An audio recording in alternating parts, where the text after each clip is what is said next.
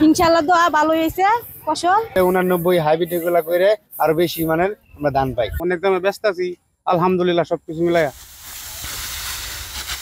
মাঠের পর মাঠে দোল খাওয়া কৃষকের স্বপ্ন অবশেষে ধরা দিয়েছে হাতে। প্রায় বছরই নানা দুর্যোগে ক্ষতিগ্রস্ত কৃষকরা আতঙ্কে দিন কাটালেও এবার সব শঙ্কা মারিয়ে নেত্রকোনার হাওড়াঞ্চলে পুরোদমে শুরু হয়েছে ধান কাটা উৎসব।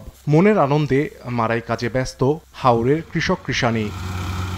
এবছর শিলাবৃষ্টি, আগাম বন্যা সহ অন্যান্য দুর্যোগ না হওয়ায় এবং আবহাওয়া অনুকূলে থাকায় গেল ২-৩ বছরের লোকসানের পর এবার লাভের আশায় কৃষক।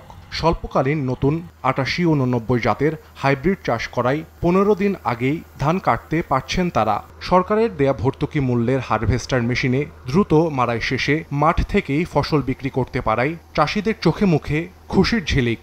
ইনশাআল্লাহ দোয়া ভালো হয়েছে ফসল মোটামুটি ভালো হয়েছে, এই ৭-৮ মণ ধরে হবে। 89 হাইব্রিড এগুলা করে আরো বেশি মানের আমরা ধান পাই। হাওরে অনেক ধান হয়েছে, অনেক দামে ব্যস্ত আছি, আলহামদুলিল্লাহ সবকিছু মিলাইয়া। সুষম সার ব্যবহার করা হয়েছে এবং আবহাওয়া ভালো থাকায়, বিশেষ করে আমাদের যে আবহাওয়ার তাপমাত্রাটা ভালো থাকায় ধানটা কিন্তু দ্রুত পেকে গেছে। ১, ২, ৩ ঢাকায় জমি জিতে নিন ১০০% ক্যাশব্যাক সহ ২০ কোটি টাকার পুরস্কার। আগামী ১৫ থেকে ২০ দিনে পুরো ধান কাটার আশা। পোকার আক্রমণ কম হওয়ায় ফসলও ভালো হয়েছে। যদি আমাদের কোনো প্রাকৃতিক দুর্যোগ না আসে তাহলে আমরা নেত্রকোনা জেলায় এবছর আমাদের যে উৎপাদনের টার্গেট রয়েছে ৮,২,৬৬০ মেট্রিক টন চালে, এর চেয়ে আমাদের উৎপাদন আরো বেশি হবে। আশা করবো যে কৃষক তার মুখের হাসি নিয়ে তারা আনন্দের সাথে ধান কাটবে এবং ধান তারা গোলায় তুলে তারা আনন্দের হাসি হাসবে।